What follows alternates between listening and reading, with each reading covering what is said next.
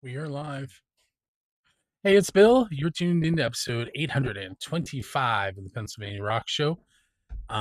You just heard King of Everything by The Rumble and Lone Crow Rebellion and their track Preacher's Son. And then that cool introduction that I got from Josie from the Josie and the Corruption. Allow me to mute my phone because as a terrible host, I forgot to do that like normal. And you can hear it going crazy right now. There we go. And with me tonight, Brian, I'm almost positive I'm going to switch to you right now. Your last name has a long O, right? Even though there's two of them. It does. Yes. So It it's is Brian actually Loosz. it is actually pronounced Los. Yes. Not a lot of people know that, but it's I answer to anything. Just don't call me late for dinner. Got it. So Brian, I met right before I started the Pennsylvania Rock Show, and for the longest time I did not know he was a musician. But I remember talking to you in the server room one day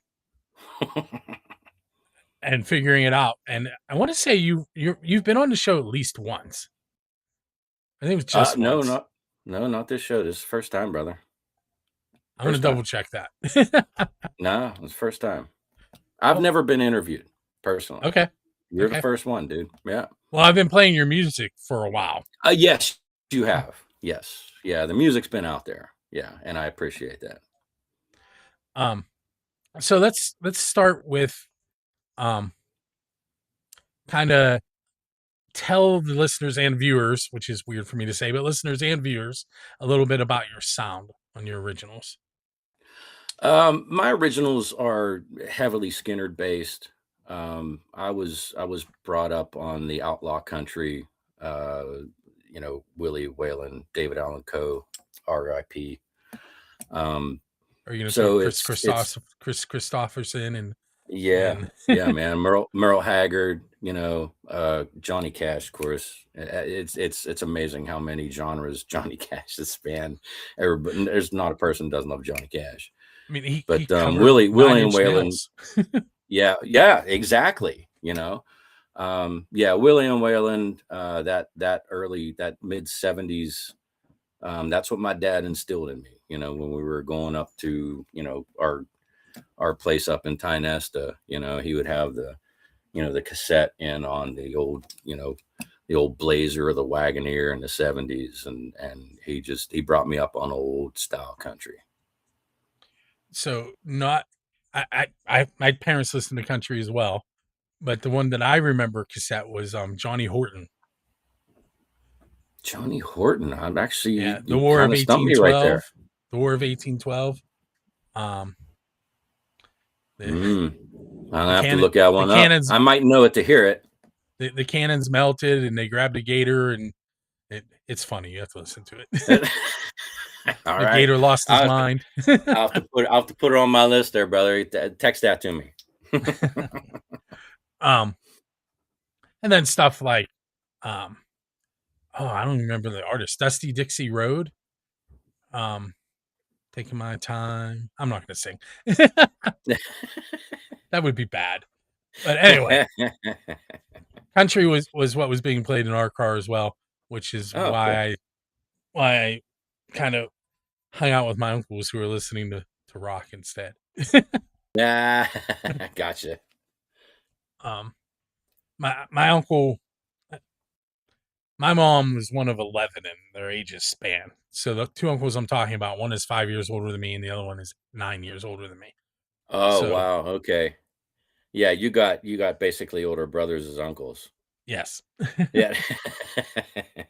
and they were listening to Kiss and Motley Crue and there you go. And Guns N' Roses and that was me. I could have been your older brother. Definitely. So let me hit you with the unofficial and official Build a Scene questions.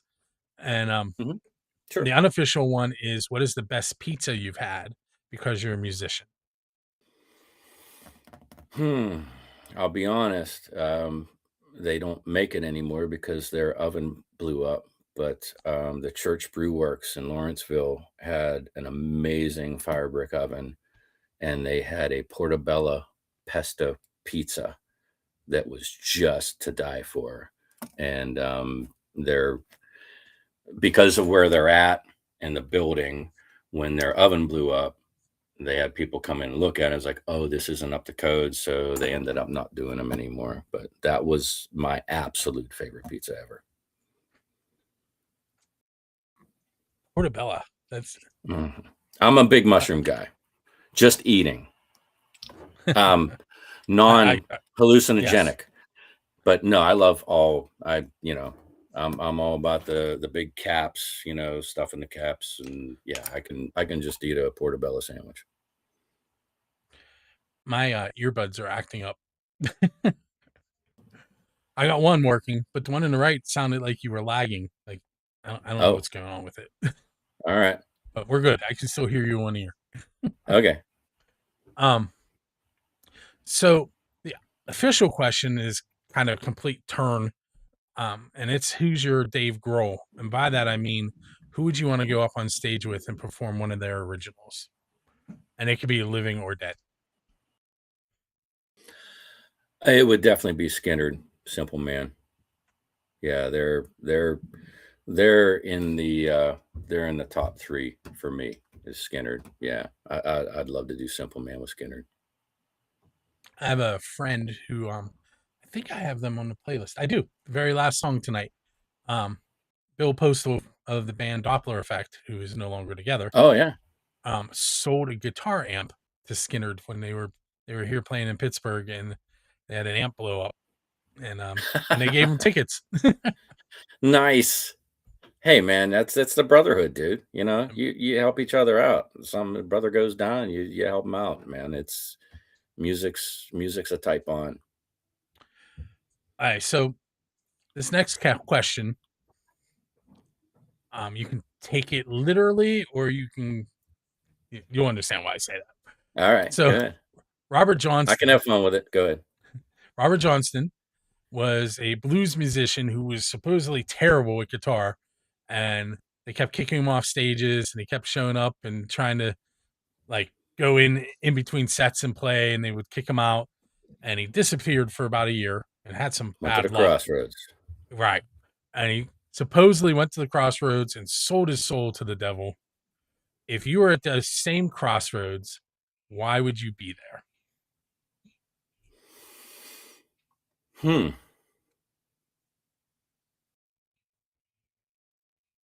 Well, I think I was at that Crossroads 3 years ago when I got divorced. As soon as you started that, I knew where you were going. Yep, I met my Crossroads, and I left the devil. So there you go. How about that?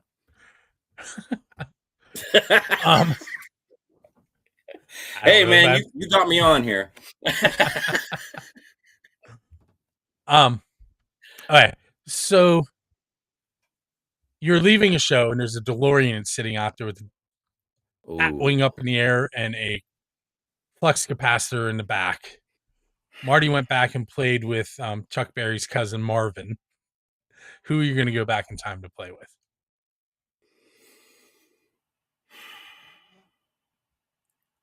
I don't know that I would go back and play with anybody, because I'm not as good as the people that I want to see. But it would definitely be Stevie Ray Vaughan. I never got to see Stevie Ray live. That I would definitely dial back and see Stevie Ray. And even if it just backstage passes on the side, I'd be good with that. I ain't going out on stage, because you don't even have a guitar in your hand when Stevie Ray Vaughan's on the stage.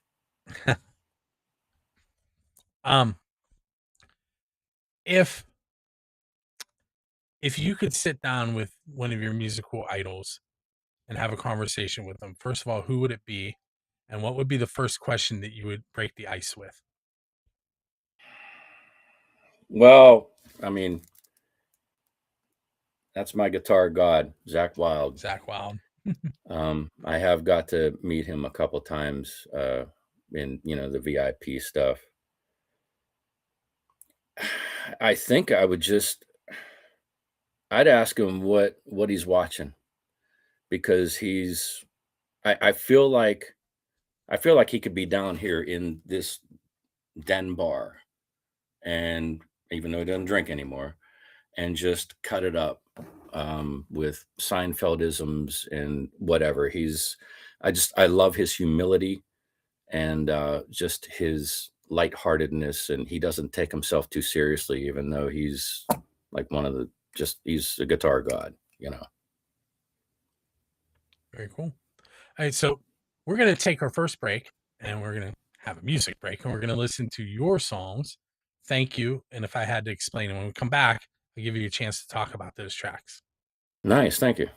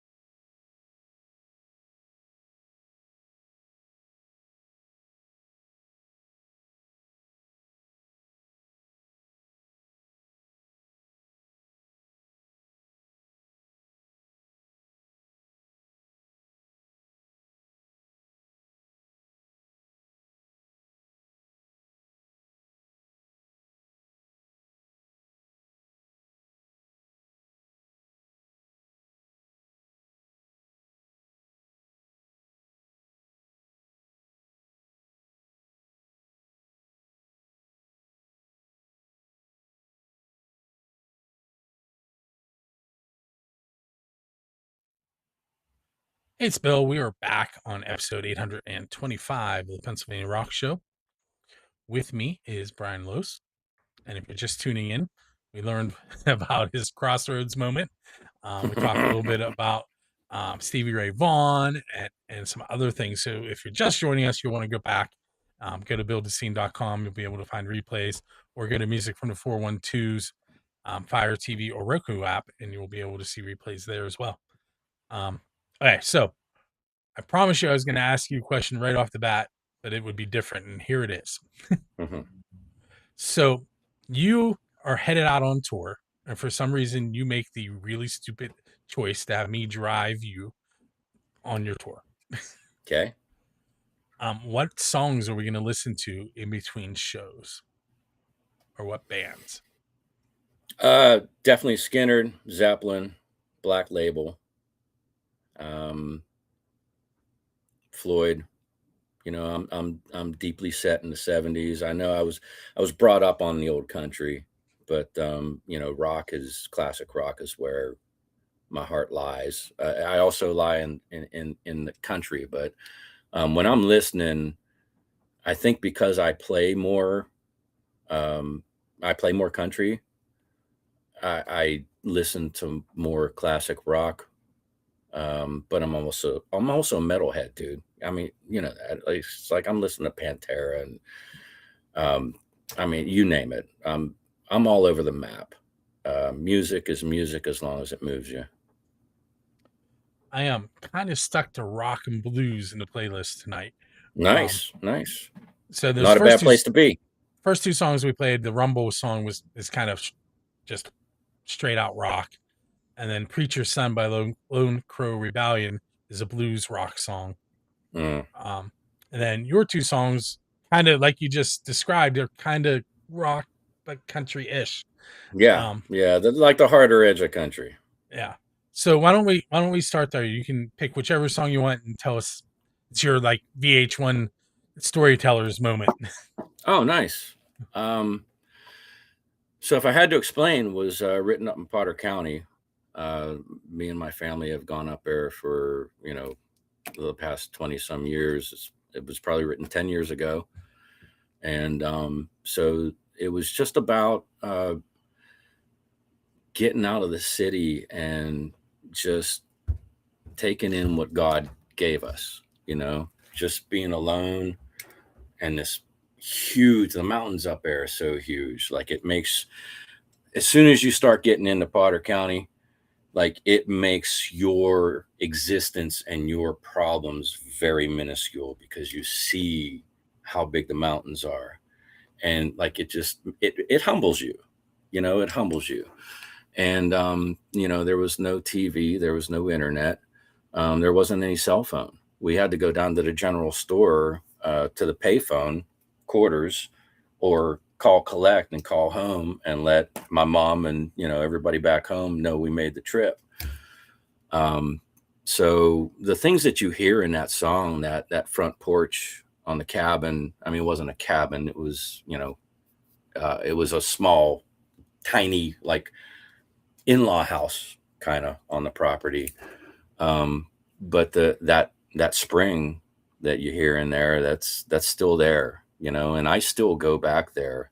I play up in Cinnamahoning almost once a month at the Willows, which is just 18 miles south. So, and I'm so thankful for that, because it gets me back there. Like, there's something magical and just something regenerating about those mountains that just make me right. Is it okay if I talk about your day job for a moment? Absolutely. Okay, so Brian and I met because he works in IT, and Yeah, he believe it was or not. working at the same place that I did, different jobs, but that's how we met. And so it's kind of interesting to hear you talk about basically getting away from technology and going out and living life without it and relaxing, basically. It's the unplugging, man. Like, I couldn't have. So I've had this song in my head. I've had the chorus in my head forever. It's called Mountains, Music, and Motorcycles. That's, if you want to know who Brian Loosz is, that's who Brian Loosz is. Mountains, music, and motorcycles. I'm hoping to pen it finally this year, but without having those escapes, I couldn't do my IT job. I do IT because I'm good at it. I don't love it. I'm good at it. I do like figuring problems out, and that's kind of what keeps me around, because I like fixing stuff, whether it be on my bikes or, the house or electricity, whatever, man. I'll take anything apart. But I do like figuring stuff out and fixing things. So I think that's, I I don't love it, but you know what? It pays the bills for me to be able to have my motorcycles and my guitars and be a half famous rock star on the weekend. So I'm gonna bring up a controversial question, and Oh, sure. Gene Simmons is Hmm. basically the person behind it. Do you think rock music is dead? Because Gene does. No, no, there's so much out there now, man. I always get turned on to new. Like, I remember when the Black Crowes came out, you know, and that was early 90s. That was, I mean, the internet was just in its infancy, so you didn't have streaming, you didn't have all that stuff. And I remember hearing the Black Crowes, and I'm like, oh, thank God rock and roll is back. Because they were Rolling Stones, Aerosmith, blues, gospel. They were everything all just rolled up into one.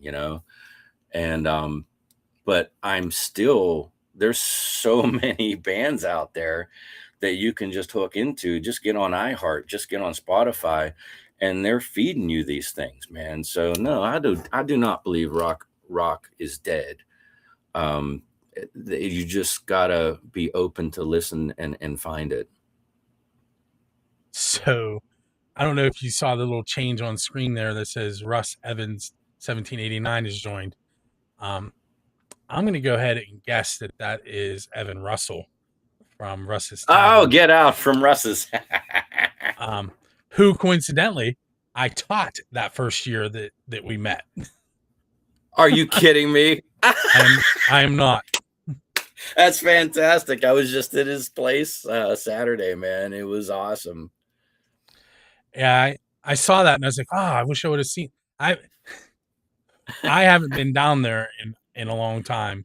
Um, And Russ's is legendary. It's been there since 1964, man. It's small. You got to go outside to change your mind, you know.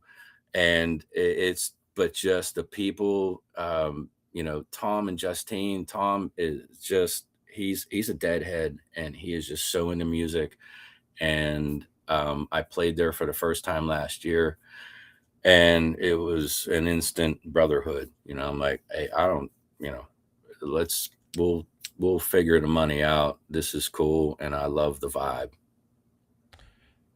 I have a funny Evan story that I'm going to tell. Go for it. So at the end of the school year, he came to me and he wanted me to show him how to do something. And I went to get a pencil, and I was like, I don't have any pencils left, because the kids kept taking them. He reaches into his pocket, pulls out a pencil, and it was my pencil that said teacher's pencil, return to teacher. I can see that. I've only met him a couple times, but yeah, I can see he could be a little devious. Yeah, he knows how to get stuff done. So yeah, that's my memory from that. Well, I have a couple. What was that came out of my mouth?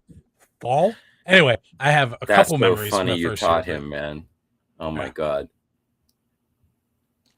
He probably doesn't even know that I was I worked for the Diocese of Greensburg. I was the IT guy that I went through 4 counties and stopped at schools, like St. Sebastian and refreshed their networks and stuff.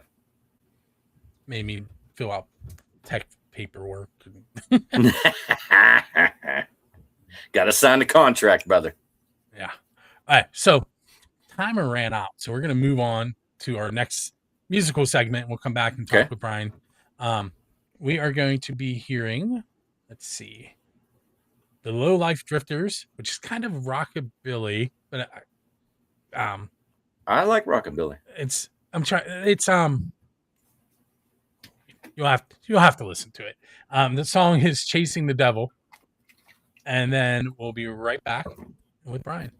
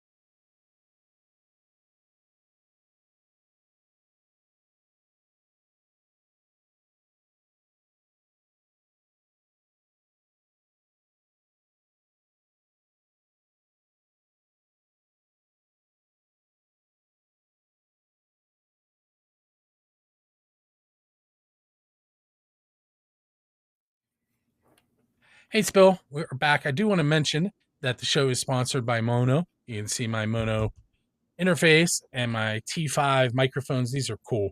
These are, I'm going to drop it. This is a lav mic about the size of a nickel. Wow. They are amazing. If you want to hear them, tune into episode 800 of the Pennsylvania Rock Show. I'm interviewing my kids, and the very first daughter that I interview, Emmeline, we're standing under a bridge and cars are driving over us and you can't hear them. Also, they do sponsor the show, as I mentioned, and they sent me this cool microphone,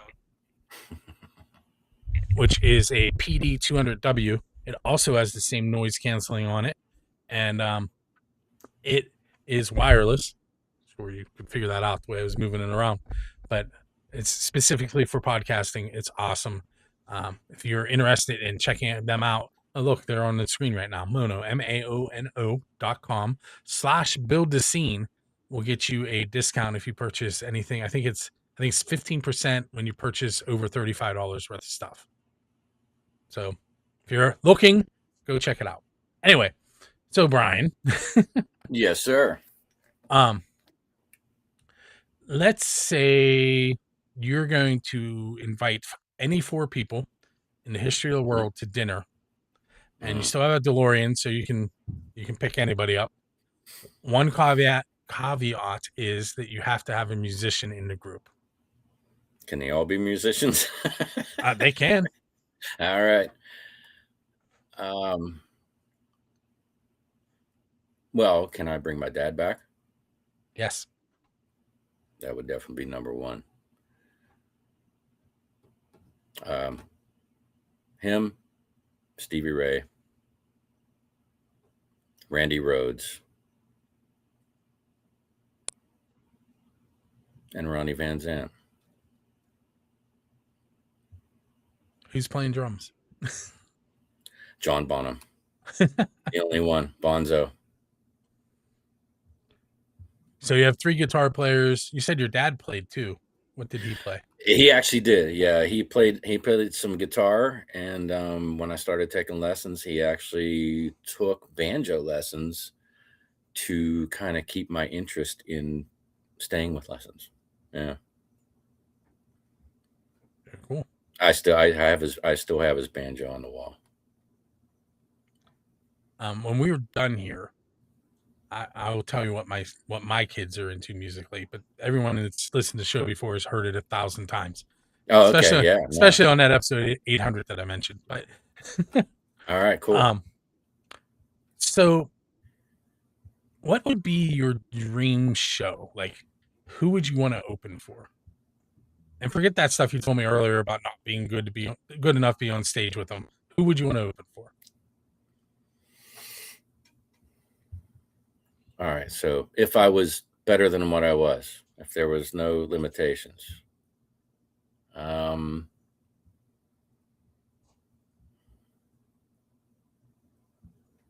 it's kind of hard to, it's people touring now and You still still have the alive.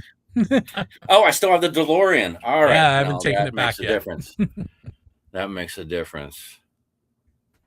It would be Skinnerd. Yeah, without a doubt. It's definitely, they're in my blood. It's like, that question, how, you got 3 people to listen to on a deserted island, and it's Zeppelin, Skinnerd, and Black Label. I mean, that's it.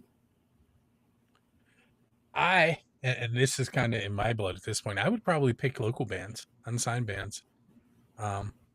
Although I would probably miss listening to Kiss, who honestly aren't great musicians, but what they did was just, Some of the parts, dude. yeah. Some of the parts.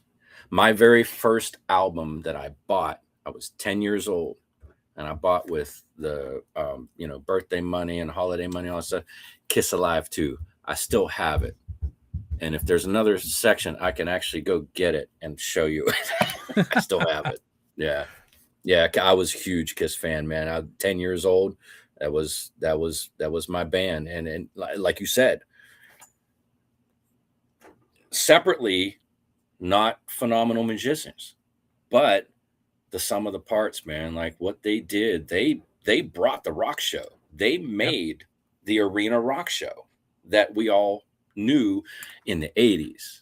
And that's I'm so glad I was born where I was, because I loved the hair bands. And I mean, I was Dio, and I mean, they, not that they were hair bands, but Dio and Maiden were huge for me. I've seen them so many times, and just the theatrics and how big the shows got. Without Kiss, I mean, they did it. They started it. And it's like, here's the bar, and everybody's like, all right, hold my beer, watch this. I am. Most of the bands I've seen live because they were opening for Kiss. Wow. That's cool, man. Not So all. what's your favorite? Hold on. So what is your most memorable opener for Kiss? Yeah, It was I'm a the band. interviewer now. It was a band called ZO2, and they're not together anymore. I want to say they were brothers. The guitarist and the drummer were brothers, or guitarist and bass player were drummers. And I think the bass player passed away. I think that's why they're not together anymore. But Was this they in Pittsburgh? it was at Star Lake. Wow. But yeah, I've seen Aerosmith with them. I've seen Poison. I've seen Motley Crue, Ted Nugent. And then I saw Poison again because I enjoyed Poison so much. I saw them with Def Leppard, which was awesome again. Although Yeah. um, Joe Elliott, for some reason, thought he was in Cleveland, which didn't go over well. Oh, that's a bad mistake, man. Yeah. I know you don't. You like when you go on stage, you got to know where you're at, dude. David Crosby did the same thing down in the Homestead. The Homestead Carnegie Library. I saw him a few years back, and he came on. He was so stoned, he had no idea what was going. He didn't know where he was. It was so funny, but he still did a great concert. So you've been playing for, I'm just going to say, a while. Quarter of a decade, at least. Yeah. Well, I mean, professionally. What has been your favorite venue to play at? It's hands down. It's a place that's not around anymore, and anybody that's been in the Mon Valley knows the Valley Hotel. So the Valley Hotel was bought by a wonderful owner, Duel, and he was a bassist. He was a retired mailman, and he had this idea. He saw a place down in Florida where, so I'm sitting at this bar right now on the other, and then it's open. And then the other back bar is right at the same height. Right at the same height is the floor of the stage. And it's, if you're lucky, 50, maybe 60, if you're like really intimate. But it was the most raucous, cool rockin' joint. That's where actually the Loos's Nooners came about. I started playing a 3 to 7 gig. And then, because then he can have a night band, like a full band come in at 9. I would get everybody prepped and have my biker buddies come in. And it was just a love of music, man. It was raucous. Nobody got out of hand. It was just free, it was almost, I'd never been to Woodstock, but maybe that was kind of the vibe. I'm sure there were a lot of Woodstockers there, listening to me, but, on Saturday afternoons from 3 to 7, once a month, it was just killer, man. Just love of music. Was that on 51? That was actually on 837, towards Clareton. Okay. So I would have passed it. I was on my way to Kennywood. I thought I was driving past it. Yep. Because I used to leave St. Sebastian and go work at Kennywood. Oh, wow. Yeah. Yeah, man. Yeah. You would definitely come back that way. Yeah. And it was, and Duel was the greatest, man. He'd come up, and I got to say, there was quite a few nights that he was a Jack drinker, and obviously, I'm a fan. So I was doing night gigs first. It was from 9 to 1. It was 4-hour gigs, 9 to 1. And I would finally get all my stuff packed up around 2:30. And then it would just be me and him, and he would take the handle out, put it on the bar, says, "All right, come on down." And we would just talk music and just sip Jack Daniels. And all of a sudden I'd hear the birds chirping, and it's like, I got to get home, man. But that's that kind of, it's like the old blues juke joint. They had the best, Friday night open mics. It was just, if you loved music, you knew the Valley Hotel. So I'm guessing that was before you and I met. And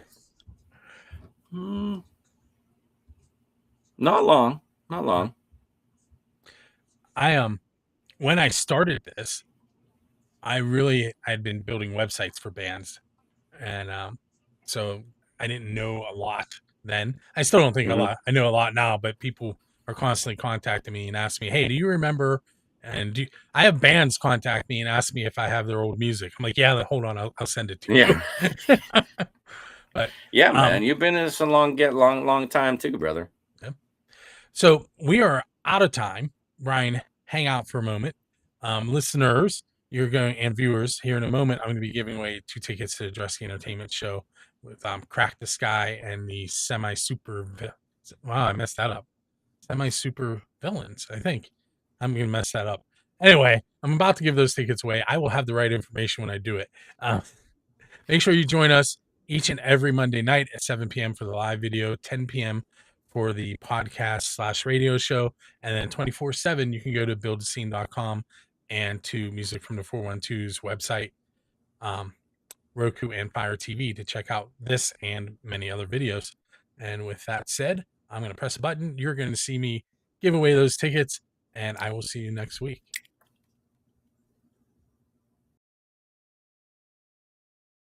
The end will.